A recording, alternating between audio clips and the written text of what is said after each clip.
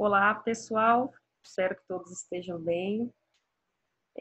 Hoje a gente vai dar sequência com a nossa disciplina. A gente vai falar um pouquinho sobre característica anatômica e fisiológica do recém-nascido, tá? A aula passada a gente terminou falando um pouquinho do Apgar do bebê, né? Como que ele é classificado, falamos algumas classificações importantes quanto ao peso, quanto à idade gestacional e as suas classificações. E hoje a gente segue com as características de algumas coisas que são importantes para que a gente faça a nossa assistência de enfermagem, tá? Então, toda vez que a gente falar de característica, o que é característica? Característica é aquilo que dá forma, né? Então, se a gente está falando uma coisa que dá forma anatômica e fisiológica, são coisas que são presentes no indivíduo, tá? Então, a gente está falando do neonato, o indivíduo novo, tá?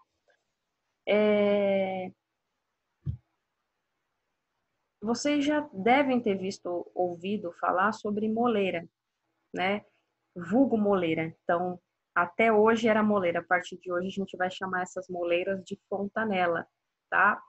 Essas fontanelas, elas ficam abertas, né? Elas são abertas ao nascimento e ela tem um tempo para poder ser fechada, tá? São 6 fontanelas importantes que a gente vai estudar, tá? A anterior, a posterior e as laterais.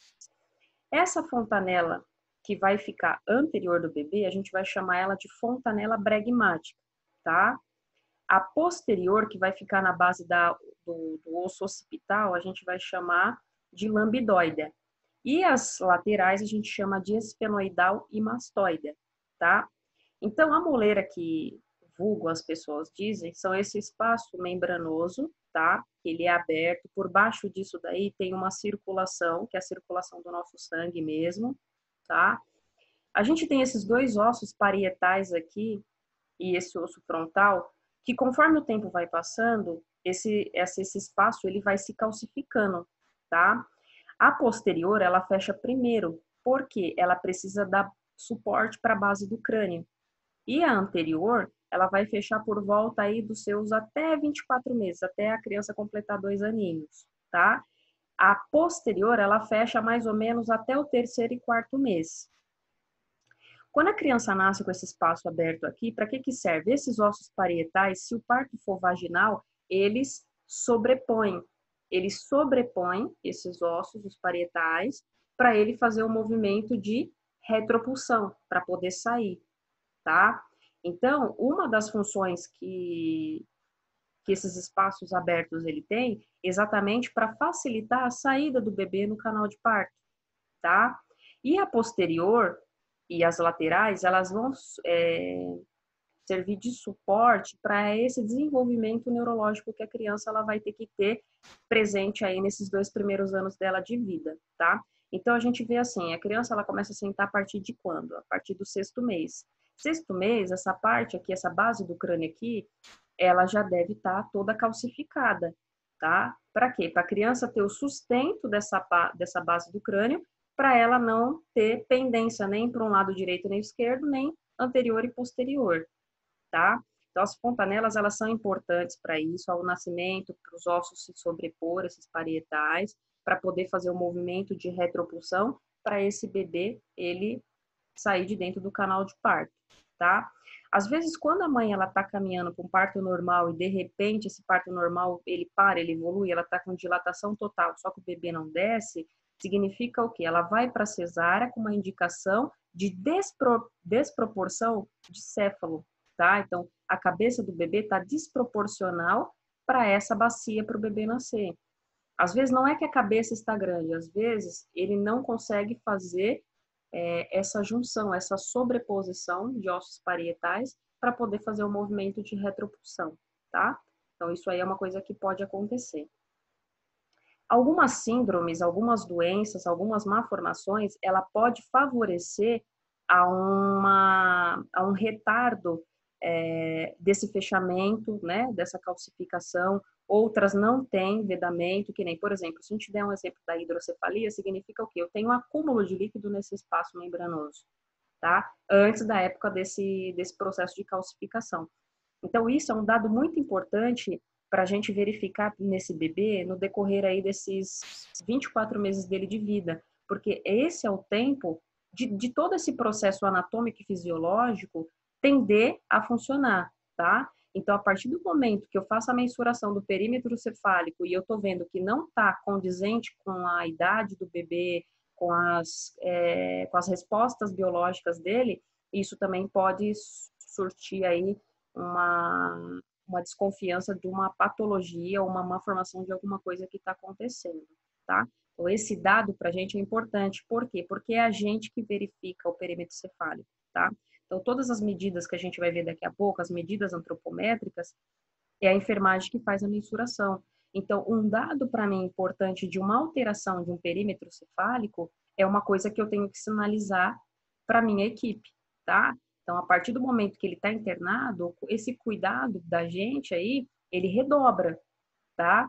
Então, isso é importante para ver se tá tendo uma calcificação antes, porque tem doença metabólica óssea que faz essa deposição cálcica nessas suturas e aí faz um estreitamento, o perímetro fica menor, outras não, né? Faz acúmulo de líquido, né, na parte do seio cavernoso, então vai ficando maior o perímetro. Então, essa questão da mensuração do perímetro cefálico, isso é um dado para a gente super importante, tá? E vai ter pontos de referências para a gente poder verificar, e daqui a pouco a gente vai falar, tá bom? Esse material eu vou deixar para vocês, as coisas mais importantes eu estou falando, para ficar melhor de compreensão. Tem gente que se organiza, né, para poder passar todos os slides no caderno, colocar alguma coisa que é importante das orientações, aí vocês fiquem à vontade, tá bom? Então, vamos lá. Então, essas suturas é algo que eu já falei. O crescimento também, ele é um dado importante, tá? A cabeça da criança, ela cresce no sentido antero-posterior, tá? A partir do momento que esse crescimento, ele for lateral, isso para a gente também é um dado importante para a gente observar, tá? Alguma questão de anomalia, alguma questão de doença metabólica óssea, uma hidrocefalia ou qualquer um outro tipo de clínica importante que a gente vai ver mais para frente, tá? Mas o perímetro cefálico, eu quero que vocês gravem, é uma coisa super importante e é a enfermagem que faz toda a mensuração, tá bom? Outra coisa importante são os ganhos e as perdas, né? Já viram falar assim, olha, o bebê ele nasceu com 3,2 kg, ele foi para casa com 3,100. Ai, meu bebê ficou magrinho, tal.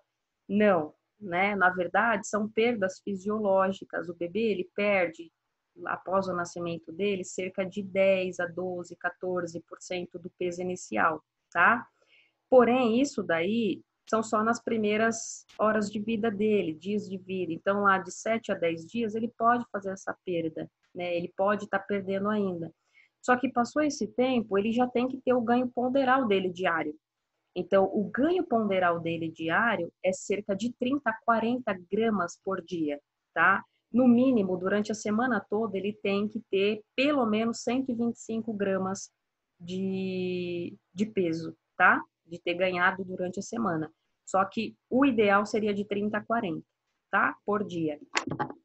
Ele também tem algumas capacidades, né? Capacidades gástricas, capacidades metabólicas. A gente vai ter uma aula só de distúrbio hidroeletrolítico, onde a gente vai falar um pouquinho sobre isso. Então, o que a gente confunde muito na hora de fazer a anotação de enfermagem, a gente tem muita dificuldade aí de entender o que é um regurgitamento, o que é um vômito, né? E não compreende de avaliar aquilo que entrou e aquilo que está saindo, tá? Então, nesses primeiros dias de vida dele, primeiro até o terceiro dia de vida, geralmente a capacidade que o estômago do bebê tem é de cerca de 40 a 60, 65 ml, tá? Então, toda vez que a gente der uma fórmula para ele, que vai ser solicitada pelo médico, é esse volume que a gente vai ser introduzido, tá? Ou por sonda, ou por copinho, ou a via que for disponível aí para a gente, tá? Geralmente, esse esvaziamento do bebê, ele varia de 2 a 4 horas e depende do que ele tomou, porque a gente sabe que o leite, ele tem 3 fases. Então, a primeira fase, a primeira etapa que a criança toma do leite é o que? Água. A segunda parte que a criança toma do leite é a parte da imunidade. E a última parte é a parte engordativa, tá? Quando o bebê está em UTI, e a gente tem alguns hospitais que tem o banco de leite. Então, o banco de leite, ele faz essa separação, né? Por um método super estéril, um método super cuidadoso. E o bebê de UTI, ele toma essa parte engordativa, porque a parte líquida ele está tomando através da soroterapia, tá? Então, isso é importante pra gente, porque que nem quando a mãe põe um bebê para mamar de um lado, ele mamou, tomou o quê? A primeira porção, água. Mal ficou aí 10, 15 minutos, ele dormiu. Daqui a pouco, passou uns 20 minutos, ele chorou. O que que a mãe faz? Põe ele no outro peito. O que que ele vai tomar no outro peito? Água. A água, ela é fácil de digestão. Então, o bebê é aquele bebê que fica insaciável, com certeza. A gente não vive, né, só tomando água. Ele toma água, naquele momento tem uma saciedade, mas passa um pouquinho de tempo, a gente fica com fome de novo. E o bebê é a mesma coisa, tá? Então, a gente tem que ter a consciência disso num bebê que é normal, que está liberado para alojamento conjunto, né? Cuidados intermediários, mas a gente tem que pensar aquele bebê que está na UTI, que está solicitado a dieta dele, o leite, ele vai tomar a parte engordativa, tá? Às vezes, quando ele tá bom e quando ele tá evoluindo e ele vai sair da UTI, a gente tem a amamentação da própria mãe dentro da UTI também, tá? Tem métodos de translactação, que depois a gente vai ver, vai falar um pouquinho sobre isso, mas aí, paralelo, ele faz as duas coisas, ele faz o aleitamento materno e ele faz também essa terceira porção do leite aí, e é a gente que dá, tá?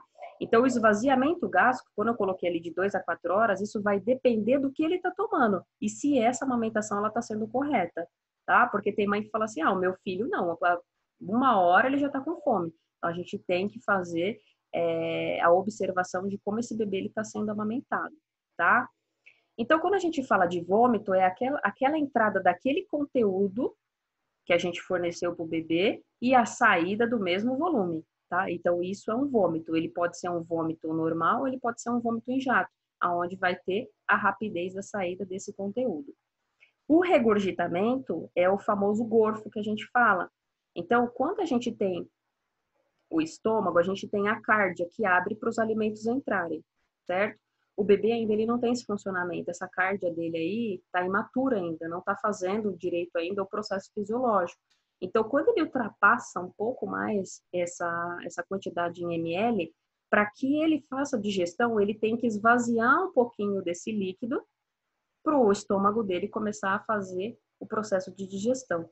Então, esse conteúdo, ele não pode ultrapassar aí 1 ml, 2 até 3 ml. Então, a gente fala que é aquele leite que vai ficar de resíduo de cantinho de boca, tá? Ele tem que estar naquele aspecto de coalhada. Então, aspecto de coalhada são aspecto de regurgitação. Aspecto líquido, a gente pode observar que isso tem mais característica de vômito, tá bom? Tem umas coisinhas que a gente também vai considerar, tá? A gente vai começar de céfalopodálico, da cabeça aos pés. Então, tem aquele sebinho, né? Lembra aquele sebinho que a gente já viu no bebê? Aquela coisa meio oleosa, gordurosa? Aquilo a gente vai chamar de vernix, tá? Para que serve o vernix? O vernix é a primeira proteção que esse bebê ele vai ter, tá? E é a última coisa a desaparecer. Ele faz o papel da pele, ele faz um papel de termorregulação, tá? Proteção contra trauma. Ele fica dentro da barriga. A barriga tinha água. Então, se ele não tivesse essa pele, como que ele iria ficar? Todo enrugado.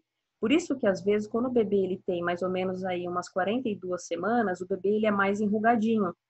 E quanto mais o bebê ele é prematuro, mais vernix ele tem, porque aquilo que era para desenvolver dentro da barriga, ele nasceu e está com aquele vernix agora para o lado de fora. Aquilo que era para ter sido expulso dentro ainda do âmbito materno, com o decorrer da fisiologia da pele dele ter ser totalmente formada, tá? Então isso é uma coisa importante a gente saber. Quanto mais vernix o bebê tem, mais prematuro ele é. Quando o bebê ele nasce com ausência bem maior de vernix, provavelmente esse bebê ou ele é de termo ou ele é um bebê pós-termo, tá? Existe uma coisa chamada pele pletora, tá? Então, deixa eu mostrar aqui para vocês. Quando a criança apresenta essa face, esse rubor, a gente pode pensar em duas coisas. A gente pode pensar que é uma adaptação do meio interno agora para o meio externo, ou a gente também pode ter a desconfiança de que a isolete ela está numa temperatura alta, tá? Então, eu me certifiquei que a temperatura do meu berço aquecido está normal. E o bebê acabou de nascer e já está começando a ficar com essa face ruborizada. Isso pode ser um bebê hiperoxigenado ou hiperaquecido, tá? Se for hiperaquecido, é por conta da isolete. Se for hiperoxigenado, pode ser que o organismo dele está aprendendo a metabolizar essas células vermelhas que fazem o transporte de oxigênio, que são as hemoglobinas, tá? Quando eu vejo que tem um acúmulo, um rubor diferente nessas primeiras horas de vida, eu posso dizer que o bebê está apresentando uma pele pletora decorrente de uma policitemia. Então, o que é isso? A policitemia, né, é o acúmulo dessas células aí vermelhas que estão aprendendo a se adaptar. Isso é uma coisa, é uma característica que o bebê ele apresenta, só que isso não é patológico, tá? Isso daí vai sumir, isso vai desaparecer daqui a algumas horas de vida dele. Então, erro nosso sinalizar que aquilo está sendo um problema, tá? Então, a gente tem que saber o que é normal para a gente sinalizar aquilo que é normal. Então, por exemplo, eu posso sinalizar que ele está hiperoxigenado ou hiperaquecido, mas eu preciso observar que aquilo vai melhorar daqui a algumas horas. E que isso, se isso não melhorar daqui a algumas horas, isso sim pode ser um problema, tá bom? E vamos falar um pouquinho das cianoses. Quando a gente fala de adulto, a gente só fala assim, cianose periférica, né? Então, o que é cianose, né? A cianose é aquela coloração meio azulada, meio arroxeada que a gente apresenta por baixo oxigênio. Então, agora o bebê, ele nasceu, ele está aprendendo a se adaptar ao meio externo e algumas cianoses podem indicar hipotermia, pode indicar algum tipo de cardiopatia, tá? Então, algumas cianoses para a gente é importante. E algumas cianoses são bem discretas, tá? Então, a gente tem a cianose central, que fica no centro da face do bebê, a periférica, que fica nas extremidades, e a acrocianose, que envolve a língua e os lábios, tá? Então, se a gente for ver esse bebê aqui, ó, bem discreto, uma cianose central. Esse daqui, ó, uma cianose central. Esse aqui, a mãozinha, cianose periférica. E esse aqui, cianose periférica. Então, a cianose central persistente, ela pode indicar para mim uma cardiopatia.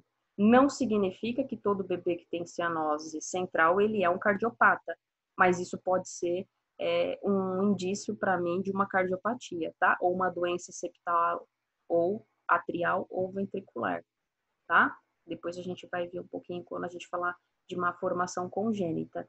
Algumas cardiopatia, algumas malformações, ela não vem acompanhada de cianose, tá? Mas isso é importante a gente saber. Cianose periférica, que são nas pontinhas dos dedos, isso pode indicar hipotermia, tá? E a central, ela pode sim indicar alguns tipos de cardiopatia, tá bom? Outro dado importante que a gente tem que observar, lembra que a gente falou de recepção de RN na outra aula, e eu falei para vocês que a gente não sonda mais bebê, né, assim que ele nasce, a não ser que necessite, a não ser que ele esteja eliminando líquido, e se faça necessário, a gente faz aspiração com uma sonda nasogástrica número 7. Se esse bebê ele não precisou de aspiração, a gente vai fazer duas testagens nele, tá? Uma testagem no nariz e uma testagem no reto. Então, no nariz, a gente pega uma sonda nasogástrica número 6 ou 7, faz a introdução na narina direita e esquerda, para saber se esse catéter ele passa, tá? Então, se ele não passar, provavelmente esse bebê ele tem uma atresia, é um estreitamento, um fechamento de algum canal que não se formou e que não se diferenciou e que a gente tem que sinalizar, porque provavelmente esse bebê ele vai ter dificuldade para mamar, esse bebê ele pode ter dificuldade aí para poder fazer essa adaptação no meio extrauterino, tá? E aí tem que ser encaminhado para o otorrino, tudo, para poder ver se vai fazer necessário algum tipo de intervenção, tá? A sonda ela tem que ser unilateral e bilateral, tá? Passei do lado direito, esquerdo, isso tem que fazer parte da anotação de enfermagem, não nossa, mas a gente tem que investigar para saber se isso foi feita. E a parte também do reto, a gente também faz. Usou narina direita e esquerda, tirou a sondinha, coloca dentro do reto, tira essa mesma sonda e vê se a pontinha está com o mecônio. A pontinha estando com o mecônio significa que esse reto ele está pérvio, significa que ele não tem nenhum tipo de má formação. E eu vejo isso todos os dias? Não, eu só vejo isso ao nascimento. Isso é um dado importante para mim, porque lembra que eu falei para vocês, o bebê ele tem que fazer a eliminação de mecônio 24 horas até 48 horas no máximo do nascimento dele, porque senão ele pode começar a desenvolver algumas síndromes de intestino e de outras complicações que vai levar ele para um centro cirúrgico para poder fazer uma ostomia, para poder fazer o esvaziamento dessa descamação intestinal que estava aí preso, funcionando intrauterino, tá bom? Outra coisa, né, que a gente comenta bastante, algumas famílias acham assustador, aqueles bebês que nascem com um dente, né? Então, na verdade, esse aqui é o dente neonatal. Antigamente era assim, né? O pessoal falava muito, tinha muito medo de criança que nascia com dente, que não sei o quê. O que eu faço com esse dente? Eu deixo, preservo isso na boca? Não. Na verdade, esse dentinho, ele tem que ser retirado, tá? Ou alguns hospitais que tem o bucomaxilo, o dentista mesmo, acaba tirando lá. Se não, é encaminhado depois, quando ele tem alta do hospital, para procurar um odontopediatra ou algum dentista buco que faça essa remoção, tá? Então, esse dente, ele é formado, então assim, para o bebê ser formado, ele é formado no período da embriogênese, tá? Então, o embrião se forma no período da embriogênese. E os germes dentários, eles se formam a partir de um processo chamado odontogênese, tá? Que forma os germes, que vai determinar toda essa erupção, né? Quando nas faixas etárias correspondentes de cada elemento dentário, tá? Quando acontece esse dentinho a mais na cavidade bucal, significa que esse processo de odontogênese, ele sofreu um pouquinho uma antecipação, que esse germe, ele está presente na boca porque ele está a mais. E já que ele está a mais, ele tem que ser removido, porque isso pode começar a machucar a mãe, né? Pode interferir isso daí na amamentação, né? Então, isso daí é tirado. Esse dentinho não dói para tirar, tá? É uma anestesia local que dá no dentinho e é removido com a pinça, né? Eu costumo dizer o seguinte, que a anestesia a gente tem que dar na mãe e não no bebê, tá? Esse dentinho é super fácil, parece um carocinho de milho. Às vezes um vem pretinho, outro vem amarelinho, outros vem bem branquinho. Independente da coloração, só significa os estágios da odontogênese, mas que esse dente ele não vai estar tendo função nenhuma. Aí vem muitas perguntas para mim, principalmente no consultório. Ele nasce depois? Ele nasce, isso não tem nada a ver com a dentição decídua do bebê e não tem nada a ver com a influência da dentição permanente, isso mais para frente, tá? Isso significa só um aceleramento do processo da odontogênese que aconteceu e que tem que ser removido, tá bom? Outra coisinha aqui que eu queria falar é sobre a esclera, tá? Bebê de UTI, geralmente quando ele é prematuro ao extremo, ele tem a esclera meia azulada, meia acinzentada, tá? Quanto mais pré-termo ele é, mais coloração azulada e acinzentada ele vai ter, tá? Só para a gente relembrar a estrutura do olho. Então, a gente tem a lente, né? A gente tem a íris, a gente tem a pupila, né? A gente tem a vascularização. Então, por que que o bebê prematuro, ele nasce com a esclera azul acinzentada? Porque aquela parte dos vasos sanguíneos que era para ser desenvolvida dentro do âmbito materno, ele está fazendo esse desenvolvimento do lado de fora. É protocolo na UTI neonatal a gente fazer os exames a cada 15 dias de fundo de olho, tá? Para saber como que está esse processo agora extrauterino para esse desenvolvimento ocular do bebê, tá? Então, quando ele vai para uma fototerapia por conta de uma icterícia, que recebe luz, a gente tem que tomar cuidado para o descolamento dessa retina, principalmente prematuro, tá? O nosso olho, ele só tem água aqui dentro, né? E ele tem água não, né? Ele tem um líquido e ele tem uma vascularização. A gente tem a pupila. O que que é a pupila? A pupila ela é uma entrada, tá? Atrás da pupila, a gente tem um músculo que faz a contração e o relaxamento e a gente consegue ver. Quando a gente vai fazer um exame fundo de olho, o que a gente faz? O oftalmo coloca lá um colírio, ele vai fazer vasodilatação e essa pupila ela vai dilatar. Então, esse músculo ele vai abrir e eu vou conseguir incidir uma luz lá dentro para poder fazer a verificação da vascularização do fundo do olho. Por isso que o exame chama fundo do olho, porque eu consigo fazer a dilatação desse músculo e eu consigo, através de uma luz, né, computadorizada, enxergar a vascularização. Do bebê a mesma coisa, tá? O bebê ele vai fazer esse exame fundo de olho, essa avaliação do oftalmo semanal. O oftalmo, então, ele passa semanalmente e o exame fundo de olho, ele vai ser feito todo mês, uma vez ou duas vezes, isso vai depender muito do que o médico vai preconizar, mas é feito para poder acompanhar esse desenvolvimento que era para ter sido feito dentro do útero da mãe. E como ele nasceu, né, precocemente, ele nasceu fora do tempo dele, né, que era para ter nascido, a gente acompanha isso do lado de fora, tá bom? Então, esse do olho a gente também tem que tomar cuidado, porque quem encaminha esse bebê para fazer exame, quem faz o preparo todo, somos nós, tá? A gente tem uma outra coisa que pode acontecer e que se a gente presenciar essa má formação, a gente tem que prestar assistência e a gente também tem que fazer a anotação necessária descrevendo o que é isso, tá? Então, quando a gente tem uma má formação no peritônio, a gente pode ter duas coisas, tá? A gente pode ter a gastroquise e a gente pode ter a onfalocele. Quando a gente chama de gastroquise, significa que as alças intestinais, que esse peritônio era para fazer o recobrimento, ela tá pro lado de fora, tá? Então, o bebê, quando ele acaba de nascer, essas alças intestinais, ela está para fora. E a onfalocele é uma deformidade também no peritônio, só que ao invés de deixar essa alça para fora, essas alças ela vai ficar como se fosse recobrindo pelo próprio peritônio, tá? Então essas duas situações, tanto a gastroquise quanto a onfalocele, são emergências, né, neonatais, que a gente vai já receber do parto, já vai encaminhar para o centro cirúrgico e provavelmente esse bebê ele vai ficar com a gente na UTI por um longo dos períodos para poder fazer essa adaptação pós-cirúrgicas. Então, isso aqui a gente precisa saber para a gente não se assustar e a gente ver que a prevalência dessas doenças não é tão difícil da gente encontrar, tá? Então, isso daqui a gente também tem que conhecer, porque o público que a gente recebe na UTI não é só também falta de oxigenação, problemas de cardíacos, hidronefroses. Às vezes, algumas malformações justifica a internação deles, depois vai para o centro cirúrgico, faz a reparação cirúrgica e volta para a gente tranquilamente para fazer o pós e ser liberado para a mãe, tá bom? A gente tem que tirar aquela concepção de que quem fica só na UTI é só prematuro.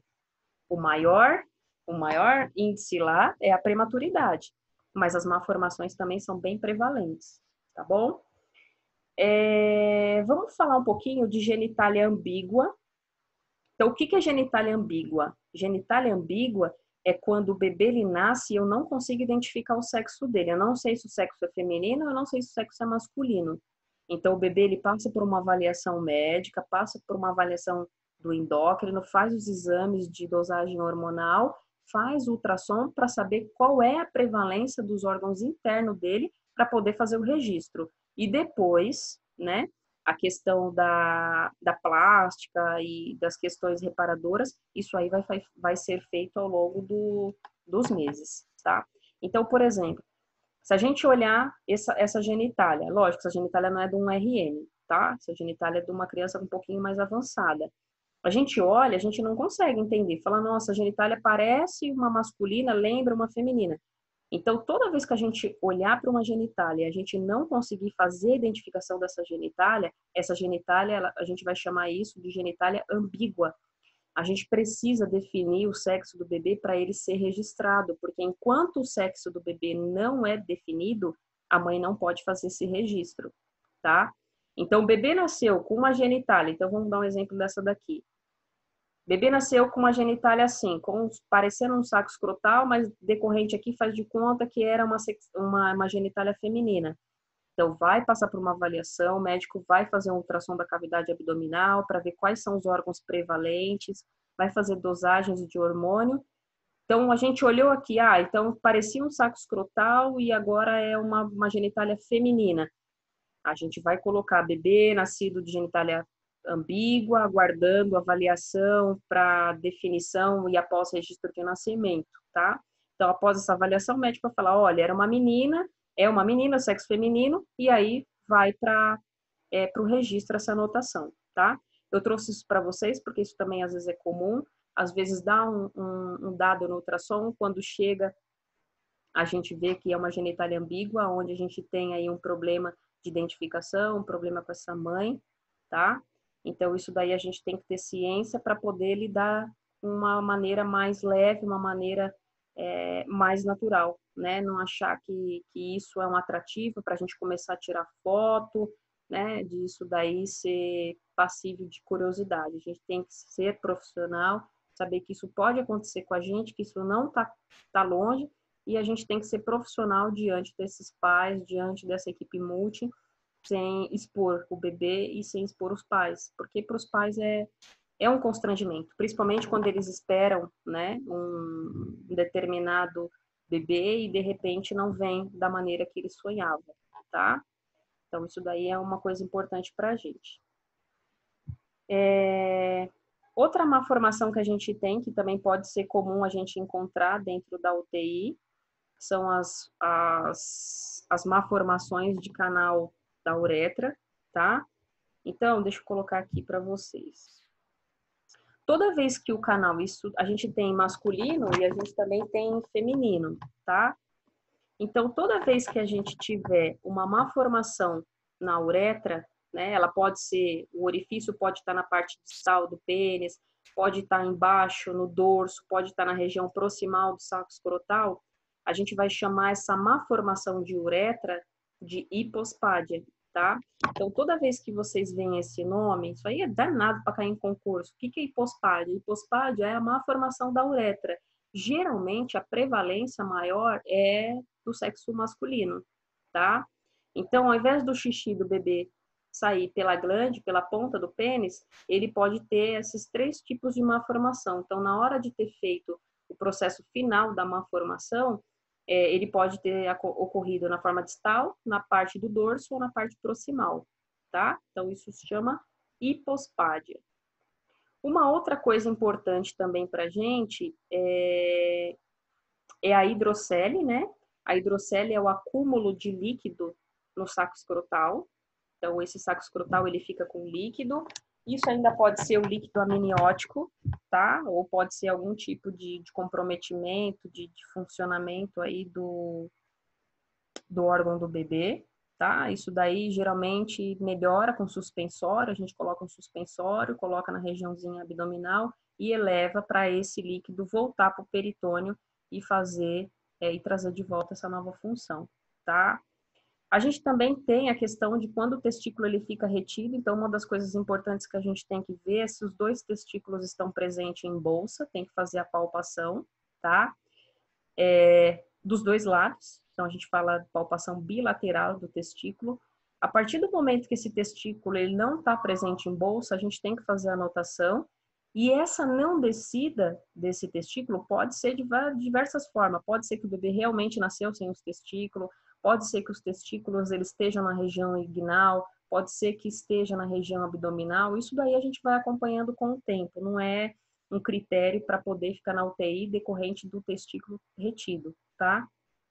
Então, toda vez que o testículo ele estiver retido, a gente vai chamar isso de criptoquídea, tá? Então, o testículo retido, ele é uma criptoquídea, ou pode ser unilateral, ou pode ser bilateral. Então, na nossa anotação de enfermagem, o termo criptoquídea significa que o testículo está retido em algum lugar, tá? Isso não cabe a nós, isso é uma investigação, uma avaliação médica, isso daí, com o tempo, isso vai sendo passado para a mãe, tá? O importante é que a gente reconheça isso e que a gente faça essa anotação, tá?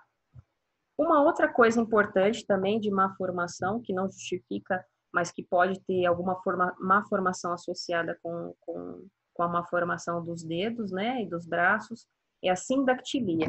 Então, o que é a sindactilia? É quando eu não tenho a fusão dos dedos, tá? Então, os dedos nascem grudados. Então, toda vez que o dedo nascer grudado, eu vou dar o nome de sindactilia. Se ele nasceu com um dedo a mais, eu chamo isso de polidactilia, tá? Então, eu tenho um dedinho a mais. Ele pode ter osso, ele pode ter sem osso. Aí a gente fala assim, deixa eu arrumar aqui. Aí a gente fala assim, todo dedo a mais a gente tem que tirar? Isso depende. Isso aí quem vai definir é a mãe, porque às vezes o pai tem 6 dedos, o tio tem 6 dedos, o vô tem 6 dedos, e ela acha que aqueles 6 dedos é de família. Então ela fala assim, não, eu não vou tirar. Não vou tirar porque esse dedo aí é do pai dele. Então, não cabe a gente julgar, não, mas é feio. Não, tá? A gente tem que saber isso porque a gente tem que fazer a anotação, tá? E a gente tem que dar nome. Ah, é errado colocar dedo supranumerário? Não é errado se ele tiver um dedo, tá? Mas a gente tem que saber o termo técnico para isso. Dedos a mais, um dedo, dois, três dedos a mais, a gente chama isso de polidactilia. Bebê tá com os dedinhos juntinho, não tem a fusão dos dedos, a gente chama de sindactilia. E quando ele nasce com o pezinho torto, a gente chama esse pezinho torto de Talipes equinovarus, tá? Esse Talipes equinovarus, ele pode ser tanto um posicionamento dentro da barriga, né?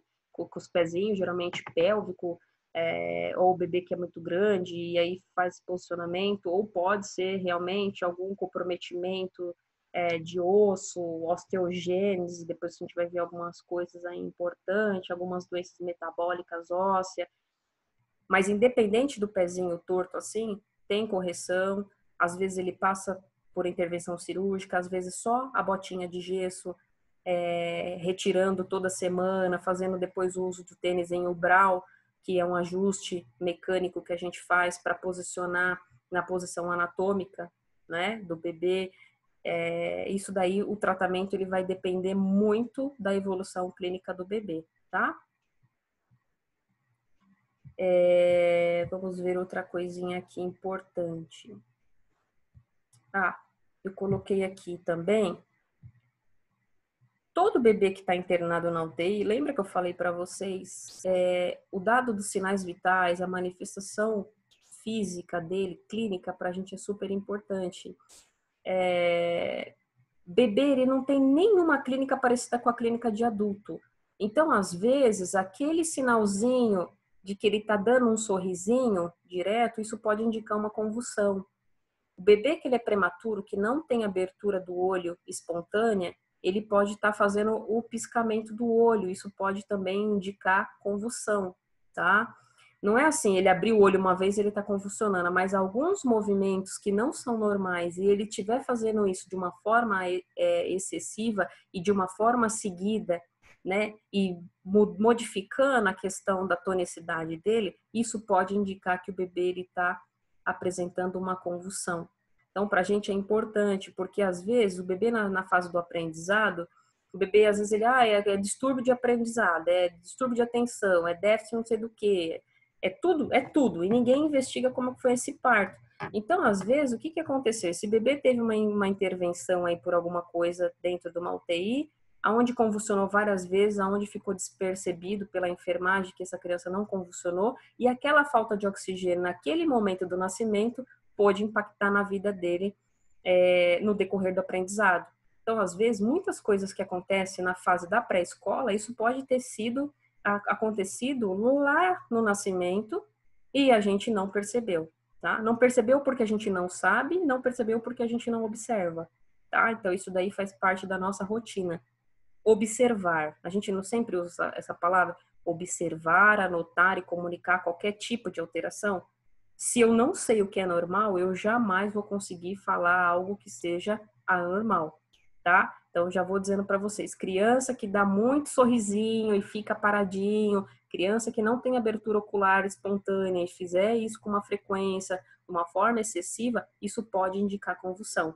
A criança, quando ela nasce, o bebê, o recém-nascido, ele não tem contração involuntária igual adulto. Ele não fica se debatendo. São sinais pequenos que a gente tem um diagnóstico aí de crises convulsivas. Então, a gente tem que ficar atento, tá? Aí a gente vai falar um pouquinho sobre as medidas antropométricas para a gente finalizar, tá? Às vezes a gente acha assim, a aula é curta e tal, mas são detalhes importantes que a gente tem que começar a falar agora, porque mais para frente eu vou usar termos técnicos com vocês, que aí a gente tem que ter esse suporte, tem que ter esse suporte básico, esse aprendizado aí básico, para a gente poder entender algumas outras complexidades, tá? Não adianta a gente querer entrar na complexidade agora sem entender algumas questões que vão fazer parte da vida desse RN dentro da UTI, tá? E uma das coisas mais básicas que a gente faz todos os dias, todos os turnos, são as medidas antropométricas. Então, o que são as medidas antropométricas? São as medidas que a gente vai mensurar nos turnos que a gente for trabalhar e que a gente vai fazer a anotação. E mediante a alteração dessas medidas, né, a gente tem que sinalizar, porque isso pode ter um evento de intercorrência aí com esse bebê, tá bom? Então, medidas antropométricas são as mensurações. Então, perímetro cefálico, perímetro torácico, perímetro abdominal, peso e estatura, tá?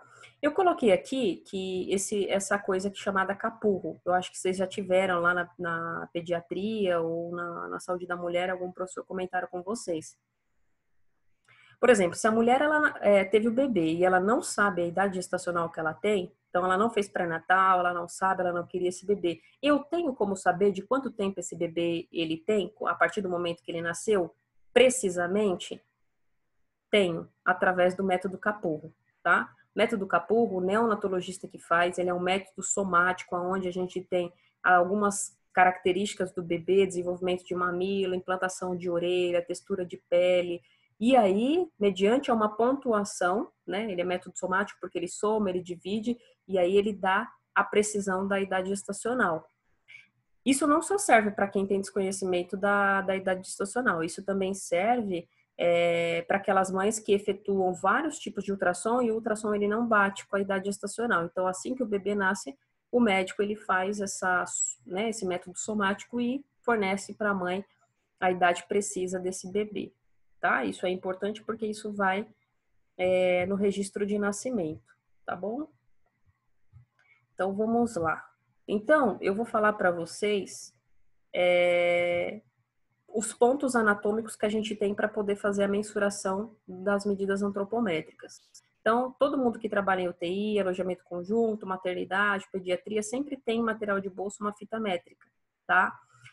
Toda mensuração tem sempre que começar da região posterior para a região anterior, tá? Então, a gente sempre começa céfalo podálico. Então, quando a gente for verificar o perímetro cefálico do bebê, a fita métrica tem que vir da parte posterior para a parte anterior e travar nessa região aqui, ó, entre as sobrancelhas, tá?